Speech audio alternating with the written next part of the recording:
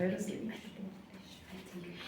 Sinf rahbarlari bilan ishlashda, hamkorlikda birga ishlashda, mahalla bilan ishlaymiz. Mahalla bilan ishlamasak, o'sha o'quvchilarimizni nimalarini, sharoitlarini, ota-onalari bilan qanaqa muloqotda bo'lishlarini biz bilmay qolishimiz mumkin bo'ladi.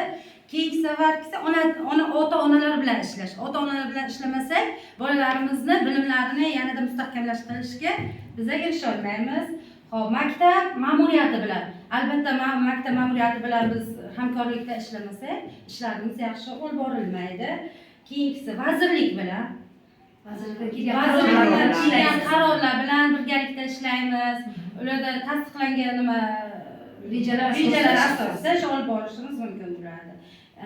Tibbiyot xodimlari bilan birgalikda ishlaymiz. Hamkorlikda sog'liqlarini, o'zlarining sog'liqlarini bilish uchun. Keyingisi va oxirgisi maktab inspektorlari bilan, hozirgi vaqtda maktab inspektorlari qo'yilgan.